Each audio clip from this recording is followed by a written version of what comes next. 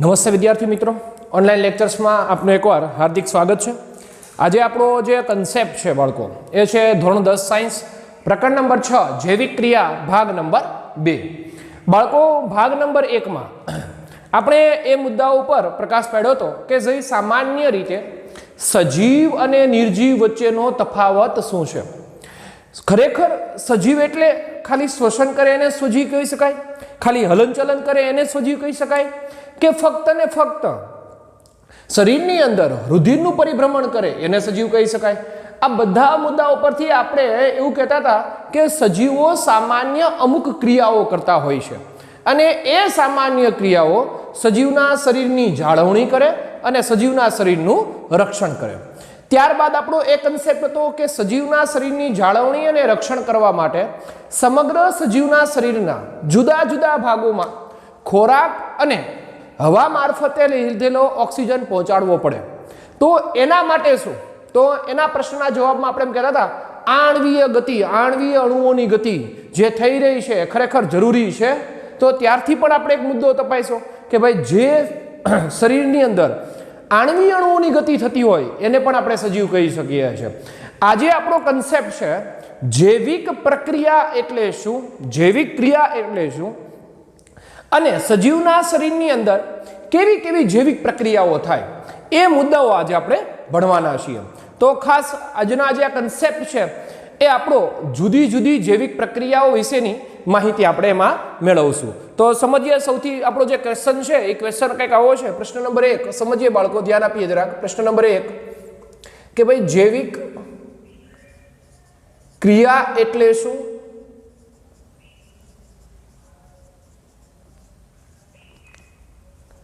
અને તેના પ્રકારો ની ચર્ચા કરો। આ છે આપણો કન્સેપ્ટ કે ભાઈ જૈવિક ક્રિયા એટલે શું અને તેના પ્રકારોની ચર્ચા કરીએ। તો બાળકો જૈવિક ક્રિયા એટલે બહુ સામાન્ય રીતે આપણે એવું યાદ રાખીએ છીએ કે સજીવ પોતાના જીવનને ચલાવવા માટે, સજીવ પોતાના જીવનનો વૃદ્ધિ અને વિકાસ કરવા માટે, સજીવ પોતાના બાહ્ય દેખાવમાં ફેરફાર કરવા માટે જે ક્રિયાઓ કરી રહ્યો છે એ બધી જ ક્રિયાઓનો સમાવેશ જૈવિક ક્રિયામાં થાય। ટૂંકું અને ટચ કે જીવન જીવવા માટે જે સજીવ ક્રિયા કરે એને જૈવિક ક્રિયા કહી શકીએ। પરંતુ ખાલી વૃદ્ધિ અને વિકાસ કરવા માટે જ ક્રિયાઓ કરીએ છીએ, ફક્ત બાહ્ય દેખાવમાં ફેરફાર કરવા માટે જ ક્રિયાઓ કરીએ છીએ? નહીં, સજીવ પોતાના શરીરનું સમારકામ અને રક્ષણ કરવા માટે પણ અમુક ક્રિયાઓ કરતો હોય છે। ખાસ એ વસ્તુ આપણે ખાસ યાદ રાખીએ કે સજીવ જે શરીરના રક્ષણ અને જાળવણી માટે જે ક્રિયાઓ કરે છે એ આપણું કાર્ય બંધ હોય। દાખલા તરીકે હું કોઈ એક જગ્યાએ બેઠો છું તો હું કોઈ હલનચલન નથી કરતો, ફક્ત શ્વાસોશ્વાસની ક્રિયા કરી રહ્યો છું, ખોરાક નથી ખાઈ રહ્યો, ત્યાં ને ત્યાં બેઠી રહ્યો છું। તો કન્સેપ્ટ એ છે કે હું સૂતો છું, બેઠો છું, છતાં પણ મારા શરીરની અંદર અમુક એવી ક્રિયાઓ થાય છે કે જે મારા શરીરનું રક્ષણ કરી રહી છે। એટલે સજીવની અંદર જૈવિક પ્રક્રિયાઓ નિરંતર થતી રહે છે એમ કહી શકાય। આપણે આપણું કાર્ય કરતા હોય ત્યારે પણ એ ક્રિયાઓ થતી હોય અને કાર્ય જ્યારે આપણે ન કરતા હોય બાળકો ત્યારે પણ એ ક્રિયાઓ થતી જ હોય। પરંતુ સજીવના શરીરમાં અમુક એવી ક્રિયાઓ જે સજીવનું સામૂહિક રૂપે જાળવણીનું કામ કરે એ બધી એટલે જૈવિક ક્રિયા। તો સમજીએ એની વ્યાખ્યા કે સજીવ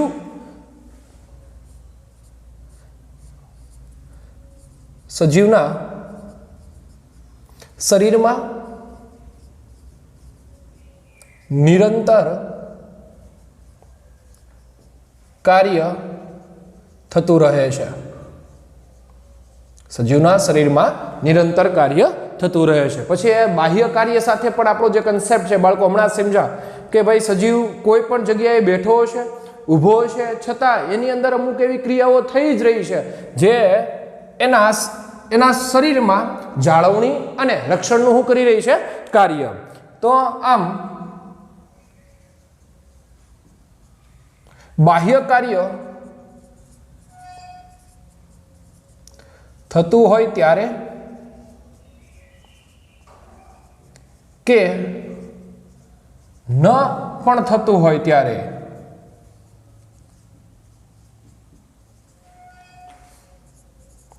સજીવ પોતાના શરીરની જાળવણી અને રક્ષણ માટે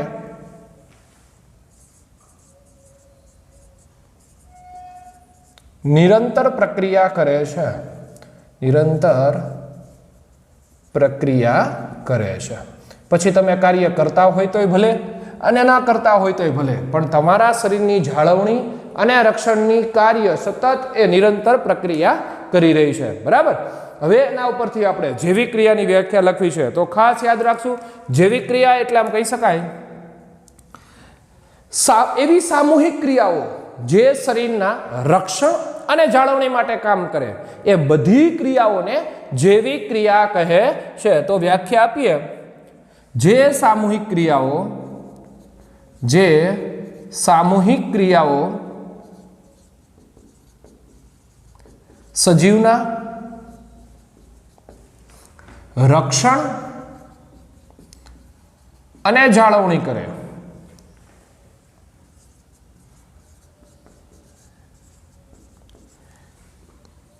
તેવી ક્રિયાઓને શું નામ પાસે? જૈવિક ક્રિયા. તેવી ક્રિયાઓને જૈવિક ક્રિયા કહે છે. આ થઈ આપણા જૈવિક ક્રિયાની વ્યાખ્યા. જે શું કરી રહી છે? તો કે બીજું કઈ નહીં, એવી સામૂહિક ક્રિયા. સામૂહિક એટલે કોઈ એક ક્રિયા નહીં, બરાબર, જુદી જુદી તમામ ક્રિયાઓ. બસ કન્સેપ્ટ એ છે, એનો હેતુ એ છે.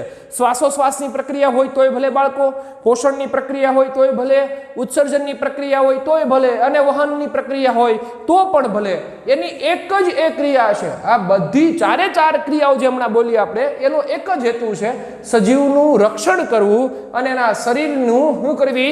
જાળવણી. આ કન્સેપ્ટ, આ હેતુ ચારે ચાર. એટલે જ સામૂહિક ક્રિયા, બરાબર, કે ચારે ચાર ભેગી જે કન્સેપ્ટ થયો ભેગો, એને નામ આપી દીધું સામૂહિક ક્રિયા, જેમાં ચારે ક્રિયાઓનો સમાવેશ થઈ ગયો. એ સામૂહિક ક્રિયાઓ શું કાર્ય કરી રહી છે? તો કે સજીવનું રક્ષણ અને સજીવની શું કરવી છે? જાળવણી. અને એવી ક્રિયાઓને નામ પાસે જૈવિક ક્રિયાઓ, જેમાં ચાર મુખ્યત્વે છે અને ચારે ચારનો આપણે અભ્યાસ કરવાના છીએ ઓલરેડી. સૌથી પહેલી છે પોષણ પ્રક્રિયા. પહેલી જે પ્રક્રિયા છે એને નામ આપશું આપણે પોષણ પ્રક્રિયા.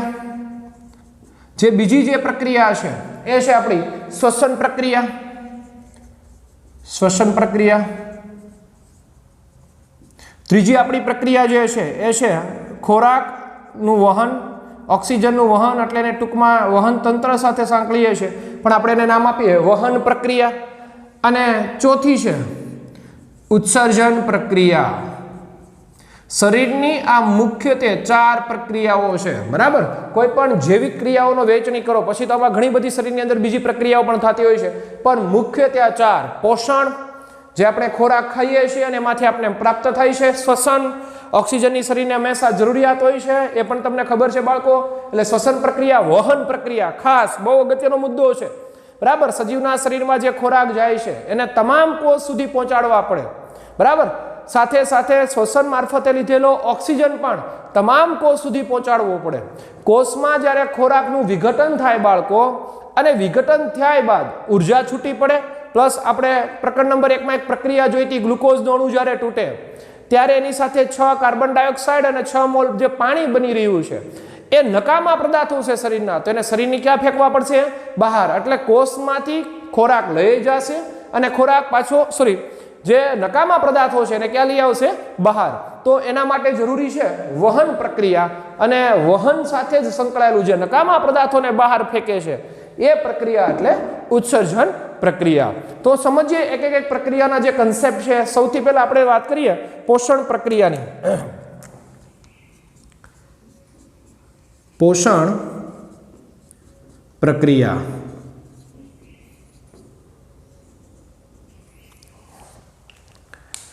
હવે પહેલો જ આપણો કન્સેપ્ટ કે ભાઈ શા માટે બધી ક્રિયાઓ કરવી પડે? હું ન ક્રિયા કરું તો શું પ્રોબ્લેમ? આ બધી ક્રિયાઓ નથી કરી રહ્યો, પોષણ નથી લઈ રહ્યો, શ્વસન નથી લઈ રહ્યો, વહન નથી, તો તરત કહી જાય તમે સજીવ છો નહીં, તમે કયા પદાર્થો તરીકે વ્યાખ્યાયિત થઈ ગયા? નિર્જીવ પદાર્થો. તો બાળકો, નિર્જીવ પદાર્થો પોતાના શરીરનું રક્ષણ કરતા નથી, પોતાના શરીરની જાળવણી કરતા નથી. શા માટે? એ નિર્જીવ છે, અથવા તો એવી સામૂહિક ક્રિયાઓ જે આપણે જાળવણી કે રક્ષણ માટે કરવાના છીએ એ ક્રિયાઓ કરતા નથી, એટલા માટે નિર્જીવ છે. તો અહીંયા આ તમામ કોઈ પણ ક્રિયા કરવા માટે યાદ કરીએ ચેપ્ટર નંબર 1, એમાં બે ભાગ વડે આપણે ભણતા હતા, ઉષ્માક્ષેપક અને ઉષ્માશોષક પ્રક્રિયા. ઉષ્માક્ષેપકમાં ઉર્જા ઓલરેડી છૂટી પડતી હતી અને ઉષ્માશોષકમાં આપણે એને ઉર્જા આપતા હતા, ત્યારે પ્રક્રિયા કરતી હતી. તો અહીંયા કન્સેપ્ટ છે ઉર્જા, કે કોઈ પણ ક્રિયા કરવા માટે ઉર્જાની જરૂરિયાત હોય, પછી એ પોષણની પ્રક્રિયા હોય તોય ભલે, શ્વસનની પ્રક્રિયા હોય તોય ભલે, વહનની પ્રક્રિયા હોય તોય ભલે અને ઉત્સર્જનની પ્રક્રિયા હોય તોય ભલે, ચારે ચાર પ્રક્રિયાઓ કરવા માટે, સમગ્ર શરીરને ચલાવવા માટે મારે શેની જરૂરિયાત પડે? ઉર્જા. તો અહીંયા મૂળ મુદ્દો એ છે બાળકો કે એ ઉર્જા આવે ક્યાંથી? બરાબર. તો ઉર્જા, આપણી જે ઉર્જા છે, જે શરીર માટે જે જરૂરી ઉર્જા છે, એને આપણે બહારથી, બાહ્ય વાતાવરણ વડે પૂર્તિ કરીએ છીએ. એટલે બાહ્ય વાતાવરણમાંથી શાકભાજી, ફળ, ફૂલ આ ખાઈને કોઈ પણ સજીવ એ ઉર્જાની પૂર્તિ કરે છે એમ કહી શકાય. તો મૂળ મુદ્દો આપણે એને ચાર્ટ વડે ભણીએ સમગ્ર ક્રિયાને. પોષણ પ્રક્રિયામાં તો કે ભાઈ શરીરના રક્ષણ અને જાળવણી માટે શેની જરૂરિયાત ઊભી થશે? બહુ સિમ્પલ છે. સજીવના શરીરના રક્ષણ અને જાળવણી માટે શેની જરૂરિયાત ઊભી થાય શરીરને? તો કે ઉર્જા. ઉર્જા હોય તો જાળવણી થાય. બરાબર. એટલે સૌથી કન્ડિશન પ્રમાણે આમ કહી શકાય કે ભાઈ આ જે જાળવણી કરવી છે એના માટે ઉર્જા જરૂરી છે. આ ઉર્જા શરીરને કોણ આપે? બરાબર, આ પ્રશ્ન. તો આ ઉર્જા શરીર બાહ્ય વાતાવરણમાંથી જુદા જુદા પદાર્થો વડે મેળવે છે. તો કન્ડિશન એ છે કે ભાઈ જે ઉર્જાની જરૂરિયાત છે એ ઉર્જા કઈ રીતે પ્રાપ્ત થઈ? સજીવ બાહ્ય વાતાવરણમાંથી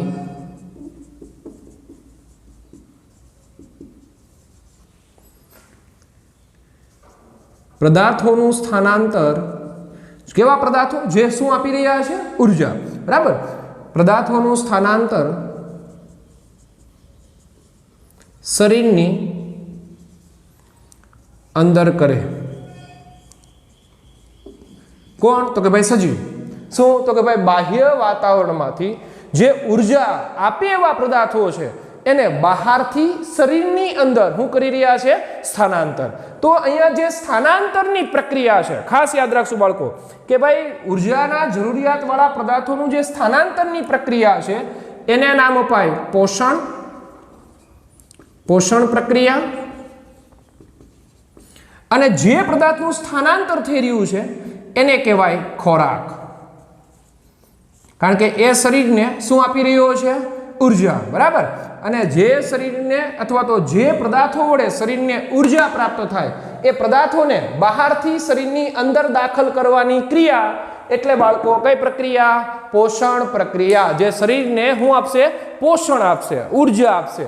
હવે આ પોષણની જરૂરિયાત શું કામ અને ખોરાકની જરૂરિયાત શું કામ? બાળકો ખાસ યાદ રાખશું, પોષણ એટલા માટે જરૂરી છે કે આપણે આપણા શરીરનું રક્ષણ અને શું કરવાની છે ભાઈ? જાળવણી કરવી છે. એટલા માટે ખોરાકની જરૂરિયાત છે અને ખોરાક જે પદ્ધતિ વડે પ્રાપ્ત થાય એને કઈ પદ્ધતિ બોલશું આપણે? પોષણ પ્રક્રિયા. હવે આગળ વધીએ આજ કન્સેપ્ટમાં, પોષણ પ્રક્રિયામાં કે ભાઈ સજીવનું શરીર કેવા ખોરાકને પસંદ કરે? તો કે ભાઈ સજીવના શરીરમાં જુદા જુદા અથવા જુદી જુદી કાચી સામગ્રીની પણ જરૂરિયાત હોય.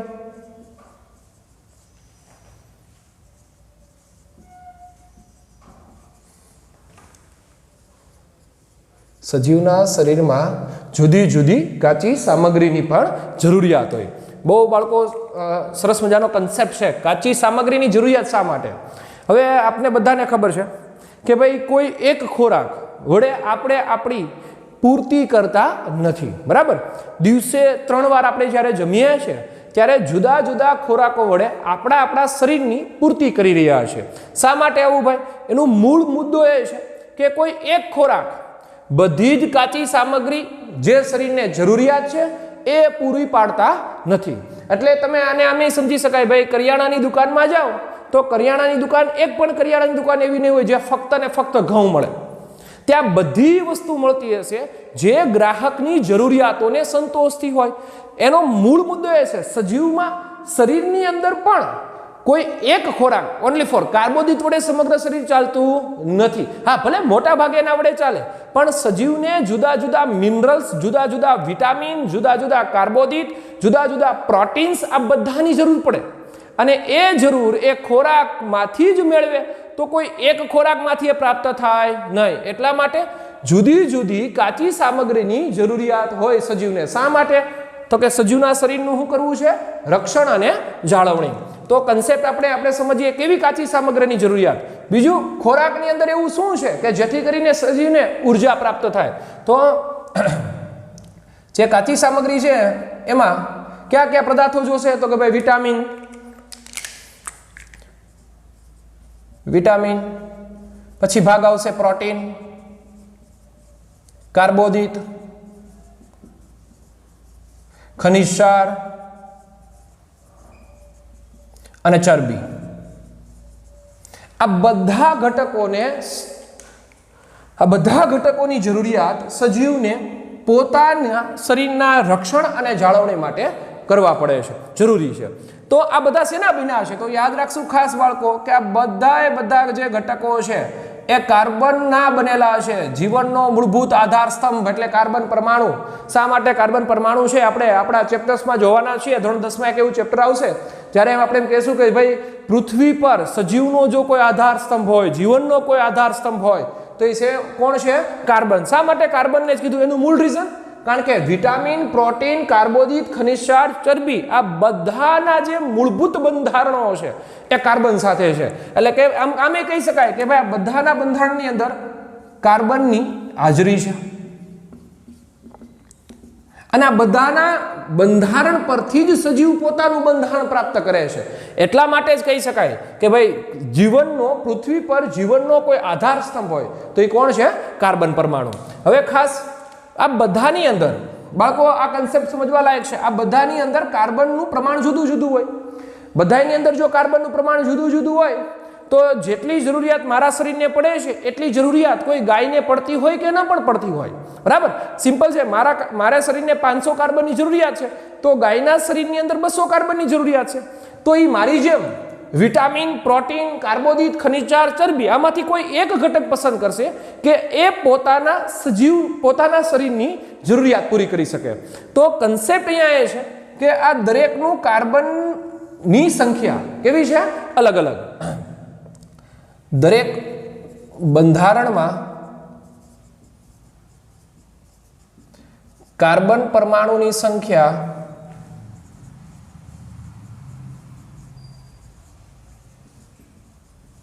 અલગ અલગ હોવાથી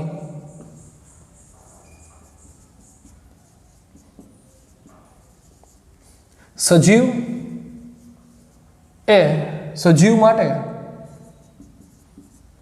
પોષણ પદ્ધતિ પણ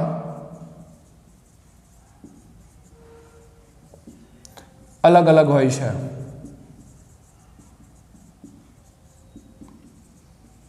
બરાબર, જે રીતે સજીવની જરૂરિયાત હોય એ રીતની એની પોષણ પદ્ધતિ હોય. બાળકો અહીંયા પણ આપણે પણ એવું છે કે આપણા જુદા જુદા પ્રાંતમાં જુદા જુદા ખોરાક લોકો ખાઈ રહ્યા છે. સિમ્પલી આપણે એમ કહીએ કે ભાઈ ગુજરાતની જે ફેવરિટ થાળી છે એમાં શાક, રોટલી ને આવો છે, પણ તમે કોઈ બીજા રાજ્યમાં જાઓ તો ત્યાં પણ જુદા જુદા પદાર્થો છે. એક્ઝામ્પલ તરીકે આવું કહી શકીએ કે ભાઈ જે બરફ આચ્છાદિત પ્રદેશો છે ત્યાં માંસની જરૂરિયાત વધારે હોય, કારણ કે શરીરને હીટ રાખવું પડે, ગરમ રાખવું પડે. તો આ ગરમ રાખવા માટે એ લોકો માંસ વધારે ખાય, અને માંસમાં શેનું પ્રમાણ વધારે છે? પ્રોટીનનું. તો ત્યાંની પોષણ પદ્ધતિ અલગ હશે, એ માંસમાંથી પોતાના શરીરનું રક્ષણ અને જાળવણી કરતા હશે. પરંતુ અહીંયા ભારત દેશમાં, ગુજરાતમાં, ખાસ કરીને સૌરાષ્ટ્રના જે ભાગો છે એમાં આપણે શાકાહારી વધારે હશે, કારણ કે આપણા શરીરને એટલું ઉષ્ણ તાપમાન આપવું પડતું નથી, અથવા તો આમ કહી શકાય આપણું જે વાતાવરણ છે એ બરાબર નહીં ઠંડી નહીં ગરમી આ કન્સેપ્ટમાં ઢળેલું છે. તો મૂળ મુદ્દો એ છે કે જુદી જુદી પોષણ પદ્ધતિ શું કામ? દરેક સજીવને એક જ કામ કરવાનું છે, રક્ષણ અને જાળવણી. તો બધા એક ખોરાક ખાય તો શું પ્રોબ્લેમ થાય? પરંતુ બાળકો ખાસ યાદ રાખવું કે સજીવને પોતાના શરીરમાં જુદી જુદી પોષણ પદ્ધતિની એટલા માટે જરૂરિયાત પડે છે કે દરેક સજીવની કાર્ય પદ્ધતિ, દરેક સજીવની રચના અને દરેક સજીવની જાળવણી અને રક્ષણ કરવાની પદ્ધતિ કેવી છે? અલગ અલગ. હવે જો પદ્ધતિઓ અલગ અલગ હશે તો ઉર્જાની જરૂરિયાત પણ કેવી પડતી હશે? અલગ અલગ પડતી હોય. એટલા માટે મેક્સિમમ સજીવો આ જે કાચી સામગ્રીના જે બનેલા છે, વિટામિન, પ્રોટીન, કાર્બોદિત, ખનિજ ક્ષાર અને ચરબી, એમાં બધામાં કાર્બન છે જ, પરંતુ કાર્બનનું બંધારણ અલગ અલગ છે. અને બંધારણ અલગ અલગ હોવાથી મીન્સ કે કાર્બનનું બંધારણ અલગ અલગ, કોઈમાં 10 કાર્બન છે, કોઈમાં 20 કાર્બન છે, કોઈમાં એથી પણ વધારે કાર્બન છે. આ બંધારણ અલગ અલગ હોવાથી જુદા જુદા સજીવો જુદી જુદી પોષણ પદ્ધતિને ફોલોઅપ કરે છે. એટલે ખાસ યાદ રાખશું ભાઈ, પોષણ પદ્ધતિ શું કામ અલગ પડી? તેનું રીઝન બીજું કાંઈ નથી, પણ દરેક સજીવની રચના, દરેક સજીવની કાર્ય પદ્ધતિઓ કેવી છે? અલગ અલગ. હવે આપણે મૂળ મુદ્દો બીજો જે છે આપણો, અને એ છે શ્વસન પ્રક્રિયા. આ શ્વસનની જરૂરિયાત શું કામ? ખોરાકની વાત તો થઈ કે ભાઈ ફક્ત ને ફક્ત કોષની અંદર ધોરણ 9 માં આપણે શીખી ગયા કે ભાઈ જે સામાન્ય કોષ હોય એની આજુબાજુ કોષ રસ હોય, વચ્ચે શું હશે? એનું કોષ કેન્દ્ર. સજીવના શરીરમાં અહીંયા ખોરાકનો કણ આવ્યો, બરાબર. હવે વાત આવી ખોરાકનો કણ આવ્યો, પણ એને દહન કરવા માટે કંઈક જોઈએ તો ખરી ને. અને દહન કરવા માટે સૌથી સરળ કોણ છે? ઓક્સિજન. એટલા માટે આપણે હવે ભણવાના છીએ શ્વસન પ્રક્રિયા. તો શ્વસન પ્રક્રિયા સમજીએ, આપણો જે કન્સેપ્ટ છે ને, અને આગળ વધીએ. શ્વસન પ્રક્રિયા ખાસ બાળકો આ જે પાઠ છે એ ખૂબ જ અગત્યનો છે બોર્ડની દ્રષ્ટિએ પણ, કારણ કે આમાંથી જ આપણા જે સવિસ્તાર જે પ્રશ્નો છે એ પૂછાતા હોય છે. એટલે ખાસ યાદ રાખવું. શ્વસન પ્રક્રિયા, ઉર્જાની જરૂરિયાત તો આપણે સંતોષી પોષણ પદ્ધતિમાં, પણ એ ઉર્જાના જે સ્ત્રોતો આપને મળ્યા, શરીરની અંદર જે સ્થાનાંતર કરાવ્યું આપણે, એનું હવે વિઘટન કરવું પડે. શા માટે વિઘટન કરવું પડે ભાઈ? પહેલો પ્રશ્ન. વિઘટન કરવાનો મૂળ હેતુ એ છે કે સજીવના જુદા જુદા અંગોને જુદી જુદી માત્રામાં ઉર્જાની જરૂરિયાત પડતી હોય છે. દાખલા તરીકે મારી આંખ છે, એને વધારે ઉર્જાની જરૂરિયાત પડતી હોય, કારણ કે આખો દિવસ જે દ્રશ્યો છે એ નિહાળતી હોય. મગજને ઉર્જાની જરૂરિયાત વધારે પડતી હશે, બરાબર. દરેક પાર્ટ્સને ઉર્જાની જરૂરિયાત કેવી પડતી હશે? વધારે. પણ અમુક કોષ એવા પણ છે જેને ઉર્જાની જરૂરિયાત ઓછી પણ પડતી હોય. બહુ સિમ્પલ છે, એક બિલ્ડિંગ બની રહ્યું છે અને એમાં નીચેથી 3 માળનું બિલ્ડિંગ છે અને એમાંથી નીચેથી સ્લેબ ભરવાનું કામ ચાલી રહ્યું છે. તો કોન્ક્રીટનો જે જથ્થો છે એને નીચેથી ઉપર પહોંચાડવું છે. તો 1 બાય 1 બાય 1 બાય એમ એવી રીતે જે વ્યક્તિ 1 બાય 1 મીન્સ કે એક સ્ટેપ ઉપર, બીજા સ્ટેપ ઉપર, ત્રીજા સ્ટેપ ઉપર દરેક વ્યક્તિ આમ ઊભા છે. હવે દરેક પોતે કોન્ક્રીટના જથ્થાને ઉપર તરફ ધકેલવાની કોશિશ કરી રહ્યા છે. તો બાળકો કન્સેપ્ટ એ છે કે સૌથી વધારે ઉર્જા નીચેવાળાને ઈથી વધારે ઊંચે, એમ જેમ જેમ જાય એમ ઉર્જા. પછી જ્યારે સ્લેબ ઉપર કોઈ એક વ્યક્તિ ઊભી છે તો એને બહુ ઓછી ઉર્જાની જરૂરિયાત છે. ફક્ત ને ફક્ત ત્યાં જે કોન્ક્રીટ છે એને ઠલવવાનું જ કામ કરશે. તો કન્સેપ્ટ એ છે કે જુદા જુદા જે ઉર્જા આવી છે એ ઉર્જાને શરીરના જુદા જુદા ભાગોમાં કઈ રીતે પહોંચાડવી. તો સમજીએ જે ખોરાકના કણ ઉપરથી આપણે ઉર્જા મેળવવાના છીએ એ શ્વસન પ્રક્રિયા. ખોરાકના કણોનું વિઘટન થવું જરૂરી છે. શા માટે ખોરાકના કણોનું વિઘટન થવું જરૂરી છે? બરાબર. તો તમે એક વાર્તા સાંભળી, ચકો લાવ્યો ચોખાનો દાણો, ચકી લાવી મગનો દાણો. હવે બે લાવ્યા પછી એને રાંધવું પડે તો જ ખીચડી થાય, નહીતર ખીચડી થવાની સંભાવના બિલકુલ 0 હશે. તો કન્સેપ્ટ એ જ છે કે વિઘટન હું લેવાને કરું, વિઘટન એટલા માટે કરું, મારે જોઈ હું અંતે ઉર્જા. એટલે જે તે ખોરાકના કણોનું વિઘટન થવું જરૂરી છે. અને એ વિઘટન થવાથી હું થશે ધ્યાન આપશું ખાસ. સાથે સાથે વિઘટન કઈ રીતે કરવું? વિઘટન દરમિયાન ખોરાકના કણોનું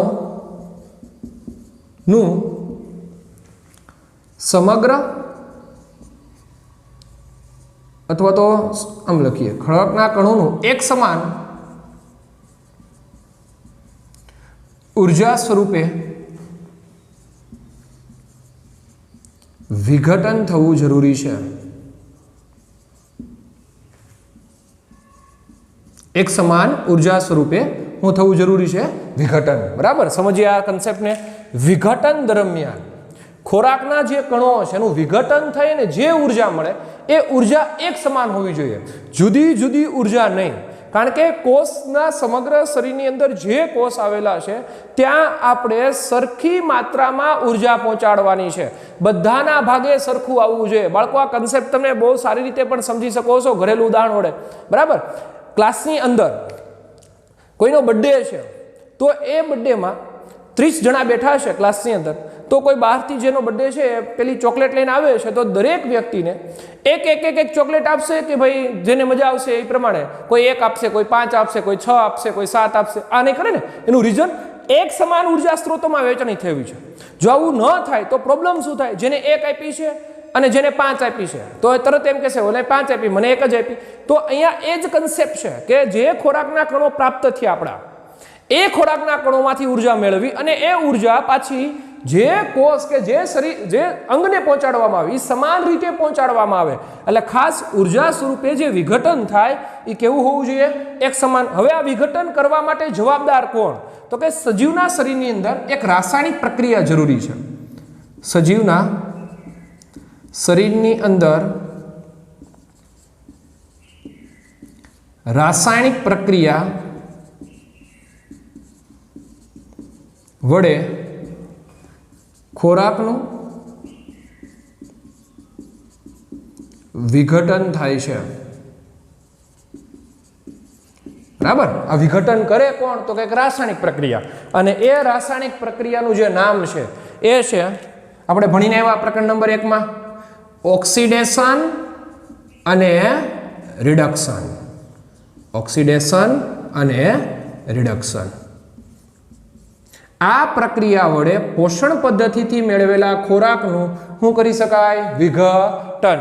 तो ऑक्सीडेशन अने रिडक्शन बंनेमां खबर छे, जेमां ऑक्सीजन उमेराय ए ऑक्सीडेशन प्रक्रिया ने ज्यांथी ऑक्सीजन दूर थाय ए कई प्रक्रिया छे? तो के रिडक्शन प्रक्रिया। तो बाळको अहींया आपणे जे ऑक्सीडेशन अने रिडक्शन छे આપણું પ્રકરણ નંબર 1 માં આપણે ઓલરેડી આ પ્રક્રિયા જોઈને આવ્યા છીએ। ફરીવાર તપાસીએ C6H12O6 ગ્લુકોઝનો જે અણુ છે આ ગ્લુકોઝના અણુ વડે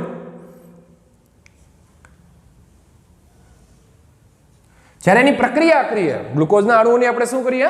પ્રક્રિયા। તો બાળકો ખાસ આપણે ઓળખતા હતા 6CO2 + 6H2O પ્લસ ઉર્જા।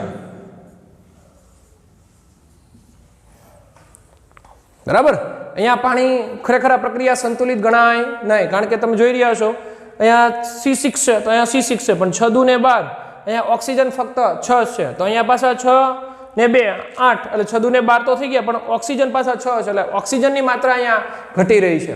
तो આપણે આ જે પ્રક્રિયા લખી છે એ ખરેખર રાસાયણિક દ્રષ્ટિએ કેવી છે? असंतुलित છે। પરંતુ બાળકો અહીંયા આપણે પ્લસ આવું કરતા હતા 6O2 gives હવે જે પ્રક્રિયાઓ છે એ સંતુલિત કરી શકાય છે 6CO2 + 6H2O પ્લસ હું છૂટી પડશે ઊર્જા। તમે જોઈ રહ્યા છો C6 તો 6 કાર્બન 6 दूने 12 ऑक्सीजन तो आ 12 નો કન્સેપ્ટ એમાં આવી ગયો ઓલરેડી 6 दूने 12 हाइड्रोजन અને 6 ऑक्सीजन। तो બાળકો આ પ્રક્રિયા આપણો ખોરાકનો કોણ છે? ગ્લુકોઝ। એમાં શું ઉમેર્યું આપણે? ઓક્સિજન। એટલે ઓક્સિડેશન અને રિડક્શન પ્રક્રિયા વડે શું કરીએ ગઈ? તો કે ખોરાકના કણનું વિઘટન વડે અંતે શું પ્રાપ્ત થાય? આપણે ઊર્જા। હવે શ્વસનની મારે વ્યાખ્યા આપી છે તો શ્વસન કોને કહેવાય? આ માટે જરૂરી છે બાહ્ય વાતાવરણમાંથી ઓક્સિજનને ક્યાં લઈ જાઓ? શરીરની અંદર। જે રીતે આપણે પોષણની વ્યાખ્યા આપી છે એવી શ્વસનની છે। ત્યાં ખોરાકની વાત હતી, અહીંયા ઓક્સિજનની વાત છે। तो व्याख्या लखी अने समझिए कॉन्सेप्ट। खोराकना कणनुं विघटन करवा माटे खोराकना कणोनुं विघटन करवा माटे બાહ્ય વાતાવરણમાંથી ઓક્સિજન, બાહ્ય વાતાવરણમાંથી ઓક્સિજન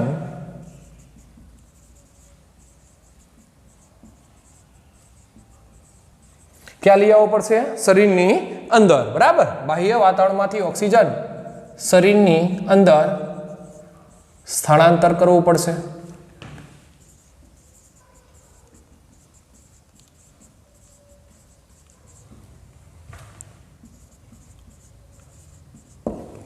તો ખોરાકનું જો સ્થાનાંતર થાય બાહ્ય વાતાવરણમાંથી તો એ પોષણ પ્રક્રિયા. જો ઓક્સિજનનું બાહ્ય વાતાવરણમાંથી સ્થાનાંતર થાય તો એ જે પ્રક્રિયા છે એને નામ આપશું આપણે શ્વસન પ્રક્રિયા. આ થાય બાળકો આપણી શ્વસન પ્રક્રિયા. તો આજનો જે આપણે અત્યાર સુધીના જે કન્સેપ્ટ ભણ્યા છે એમાં આપણે ઉર્જાની જરૂરિયાત હતી અને એ ઉર્જાની જરૂરિયાત સૌથી પહેલા ખોરાક મેળવવો પડે, ત્યારબાદ જુદી જુદી પોષણ પદ્ધતિ શું કામ હોય એ કન્સેપ્ટ ઉપર આપણે સમજ્યા, અને ત્યારબાદ જે શ્વસન છે ખોરાકના કણોનું વિઘટન થાય અને સમાન ઉર્જાના સ્ત્રોતોમાં વહેંચણી થવી જોઈએ એ સમજ્યા, અને ઓક્સિડેશન અને રિડક્શન પ્રક્રિયા વડે જે ઉર્જાની જરૂરિયાત હતી એ ઉર્જા આપણે અહીંયા પ્રાપ્ત થાય. આમ કોઈ પણ ઉર્જા પ્રાપ્ત કરવા માટે સજીવના શરીરને ઉર્જાની જરૂરિયાત માટે એક તો પોષણ જરૂરી છે, સાથે સાથે શ્વસન પણ જરૂરી છે. હવે ઉર્જા બની ગઈ કોષની અંદર, એને જુદી જુદી જગ્યાએ લઈ તો જવી પડશે ને, બરાબર. ફેક્ટરી આપણી કોષ છે. આપણે આવું જ કહીએ છીએ રચનાત્મક અને ક્રિયાત્મક એકમ, જે રચના પણ કરે અને ક્રિયા પણ કરે એટલે કોષ. તો બાળકો જ્યાં ફેક્ટરી છે એ મેન્યુફેક્ચરિંગ કોઈ વસ્તુ કરી રહી છે, બરાબર. મોબાઈલ બનાવી રહી છે કોઈ ફેક્ટરી, તો એનો સંગ્રહ મોબાઈલ ફેક્ટરીની અંદર જ બની રહી છે. તો ફક્ત ને ફક્ત એ ફેક્ટરી એટલા માટે મોબાઈલ બનાવે છે કે એનો સંગ્રહ ફેક્ટરીની અંદર કરી શકાય કે બહાર પણ મોકલી શકાય. આપણે કહીએ ને કે ભાઈ જ્યાંથી માલ બની રહ્યો છે ત્યાં સંગ્રહ તો હશે જ, પણ એ માલની બહારની દુનિયામાં વેચણી પણ જરૂરી છે. તો આપણે કોષની અંદર માલ બનાવી દીધો, અને માલ એટલે આપણી ઉર્જા. હવે આપણે સજીવના શરીરના જુદા જુદા ભાગો સુધી એને પહોંચાડવાનું કામ કરવાનું છે. તો સમજીએ એક કોષીય પ્રાણીમાં કઈ રીતે હોય અને બહુકોષીય પ્રાણીમાં કઈ રીતે હોય. એટલે આપણી જે પ્રક્રિયા છે ત્રીજી, જેને નામ આપીએ આપણે વહન પ્રક્રિયા.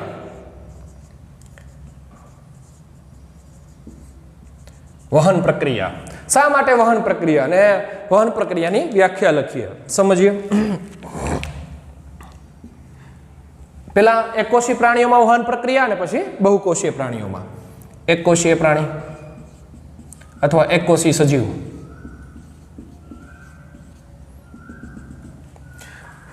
એકકોષી સજીવના શરીરની અંદર એક જ કોષ, બીજા કોઈ કોષ જ છે નહીં, એટલે એનું કાર્ય પણ એક કે પોતે ઉર્જા પણ બનાવવાનું, એ ઉર્જાઓનું વહન પણ કરવાનું અને ઉત્સર્જન પણ એ કોષને જ કરવાનું, બરાબર. ઘરનો મોભી એક જ કોષ, બીજા કોઈને આ કાંઈ કામ કરવાનું છે નહીં. ઘણીવાર આવી તમે આ વાત સાંભળ્યા હોય કે ભાઈ ત્યાં 5 જણા ખાવા વાળા ને 1 જણો કમાવા વાળો છે, તો 5 જણા જે છે એને કોઈ કામ કરવાનું આવતું જ નથી, ફક્ત એક જ કોષને કામ કરવામાં, જે કમાવા વાળો છે એ. તો મૂળ મુદ્દો એ છે જે કમાવા વાળો છે એને બાહ્ય વાતાવરણ સાથે સંપર્ક રાખવો પડશે, તો ને તો જ એ સરળતાથી પોતાનું કાર્ય કરી શકશે. તો એકકોષી સજીવની અંદર જે કોષ આવેલો છે એ કોષની સમગ્ર સપાટી કોની સાથે કનેક્ટેડ હશે? બાહ્ય વાતાવરણ સાથે. એકકોષી સજીવની અંદર કોષની સમગ્ર સપાટી બાહ્ય વાતાવરણના સંપર્કમાં હશે. શા માટે? કારણ કે એની અંદર એક જ કોષ છે બાળકો. જો એક કરતાં વધારે કોષ હોત તો જુદા જુદા કાર્યો એ બધા કરત. કોઈક શ્વસન માટે સાથે હોત, કોઈ પોષણ માટે હોત, પણ એક જ કોષ છે. એક કોષને પોષણે કરવાનું, શ્વસને કરવાનું અને વહને કરાવવાનું અને સાથે સાથે ઉત્સર્જન કરવાનું. એટલે આપણે ટૂંકમાં એમ લખીએ કે જે આ એક કોષ છે એ બાહ્ય વાતાવરણના સંપર્કમાં હોય, એટલે વાતાવરણમાંથી જ ખોરાક મેળવે, વાતાવરણમાંથી જ શ્વસન કરે, વાતાવરણમાંથી જ નકામા પદાર્થોનું શું કરી નાખે? ઉત્સર્જન. આ એક કોષ વડે બધું જ થાય. કોનામાં? એક કોષી સજીવોમાં. તો ખાસ યાદ રાખશું કે જે સમગ્ર સપાટીની જે એક કોષીય સજીવ છે એની સમગ્ર સપાટી કોની સાથે સંકળાયેલી હોય? વાતાવરણ. એટલે વાતાવરણમાંથી ઓક્સિજન મેળવે, વાતાવરણમાંથી ખોરાકનો કણ મેળવે, સાથે સાથે જે ઉત્પન્ન થયેલા નકામા પદાર્થો, આપણે નકામા પદાર્થો ક્યાં? એક આવી રહ્યો કાર્બન ડાયોક્સાઇડ અને બીજું પાણી, એનું ઉત્સર્જન પણ શેમાં જ કરી આપે? વાતાવરણમાં. આ થઈ એક કોષી સજીવની વાત. હવે સમજીએ બહુકોષી. તો બાળકો, બહુકોષી સજીવમાં જેમ જેમ શરીરનું કદ વધે અને વૃદ્ધિ અને વિકાસ થાય, એમ એમ શ્વસન વધારે થાય, ખોરાકની જરૂરિયાત પણ વધારે હોય. નાનું બાળક અને કોઈ યંગ જનરેશન વાળો કોઈ છોકરો હશે, આ બેના ખોરાકની તુલના કરો તો તમને સમજ પડશે કે ભાઈ મોટો જે છોકરો છે એને વધારે ખોરાકની જરૂરિયાત છે, જ્યારે નાના બાળકને હજી એના શરીરનો વૃદ્ધિ અને વિકાસ થયો નથી, કારણ કે એમાં કોષોની જે સંખ્યા છે પૂરતી નથી. જ્યારે યંગ જનરેશન, જે મોટું બાળક છે, એમાં કોષની સંખ્યા પૂરતી છે. તો બાળકો, ખાસ બહુકોષીય સજીવોની અંદર કઈ પ્રક્રિયા વડે અથવા તો એવું એમાં શું થાય અથવા તેમાં શું એવું આવેલું છે કે જે વહન સાથે સંકળાયેલું છે? તો સમજીએ. બહુકોષીય સજીવોમાં, બહુકોષીય સજીવ માં પ્રોબ્લેમ એ છે કે બહુકોષીય સજીવના દરેક કોષને બે વસ્તુની જરૂરિયાત પડે. કોષને જીવતો રાખવો હોય તો બે વસ્તુની જરૂરિયાત પડે દરેક કોષને. એક ખોરાક અને બીજો છે ઓક્સિજન. આ બંનેની જરૂરિયાત પડે દરેક કોષ. પછી પગનો હોય તોય ભલે અને માથાનો હોય તોય ભલે, દરેક કોષને ખોરાક જોઈએ અને શું જોઈએ? ઓક્સિજન જોઈએ. બહુકોષીય સજીવમાં બધાય કોષો પર્યાવરણ સાથે સંપર્કમાં ન હોય, બરાબર? ફક્ત ને ફક્ત બાહ્ય આવરણ જે છે ચામડીનું, એ મારા પર્યાવરણ સાથે સંપર્કમાં હોય. પરંતુ એક કોષીમાં જે એક કોષી, તો સમગ્ર કોષ કોની સાથે સંપર્કમાં છે? બાહ્ય વાતાવરણ સાથે. પણ બહુકોષીય સજીવોમાં જે દરેક કોષ છે એ બાહ્ય વાતાવરણ સાથે સંકળાયેલા હોય નહીં. જો બાહ્ય વાતાવરણ સાથે સંકળાયેલા હોત તો ફાયદો એ થાત કે દરેક કોષ પોતાની રીતે ખોરાક મેળવે, પોતાની રીતે શ્વસન કરત અને પોતાની રીતે જ ઉત્સર્જન કરત. પરંતુ સમગ્ર બહુકોષીય સજીવના શરીરનો ફક્ત બાહ્ય ભાગ વાતાવરણ સાથે સંપર્કમાં છે, આંતરિક ભાગ વાતાવરણ સાથે સંપર્કમાં છે નહીં. હવે જો એ આંતરિક ભાગને ખોરાક અને ઓક્સિજન પહોંચાડવું હોય તો શરીરની અંદર જે કોષ આવેલા છે એ કોષનું વિશિષ્ટકરણ થયેલું હોવું જોઈએ. ટૂંકમાં સંધિ. સંધિ એટલે આપણે સમાજ વિજ્ઞાનમાં ભણીએ કે આ બંને દેશો વચ્ચે સંધિ થઈ, અને સંધિથી શું થયું? તો કે ભાઈ આદાન પ્રદાનની જે પ્રક્રિયા છે એ ઝડપી થઈ. વિશિષ્ટકરણ થવું એટલે બીજું કાંઈ નહીં બાળકો, સિમ્પલ છે. મગજના જે કોષ છે, મગજ છે, એના 3 ભાગો, અગ્ર મગજ, મધ્ય મગજ અને પશ્વ મગજ. આ ભણીને આપણે આવ્યા ધોરણ 8માં, બરાબર? આ સમગ્ર 3 ભાગોની અંદર જુદી જુદી ક્રિયાઓ થાય, જુદા જુદા જ્ઞાન તંતુઓ, જુદી જુદી પ્રક્રિયાઓને કારણે વિચારે, બોલે, સમજે, આ બધી જોવે, આ બધી ક્રિયા ભાગો વડે થાય છે. પણ એ દરેક ભાગ કોઈ એક સાથે સંકળાયેલું, એનું નામ આપી દીધું આપણે મગજ. તો મગજ એક વિશિષ્ટકરણ થયેલું છે કે ભાઈ અગ્રભાગ છે એ પશ્વ ભાગને પણ અમુક સંદેશાઓ મોકલી શકે, પશ્વ ભાગ છે અગ્રભાગને પણ અમુક સંદેશાઓ મોકલી શકે. એ જ રીતે મધ્ય ભાગ સમગ્ર શરીરનું કંટ્રોલાઇઝેશન કરતો હોય, દરેક અંગ ઉપર એનું વર્ચસ્વ હોય. તો આ બધા મૂળ મુદ્દાઓ છે આપણા. તો બાયોલોજીમાં વિશિષ્ટકરણ થવું એટલે બીજું કાંઈ નહીં, આદાન પ્રદાનની પ્રક્રિયા ઝડપી. શું કામ આદાન પ્રદાનની પ્રક્રિયા ઝડપી? એનું મૂળ રીઝન એ વાતાવરણ સાથે દરેક સંપર્કમાં નથી. જો વાતાવરણ સાથે સંપર્કમાં હોત તો પોતાની જરૂરિયાત ખુદ સંતોષી લેત, બરાબર? તમે કોઈ આને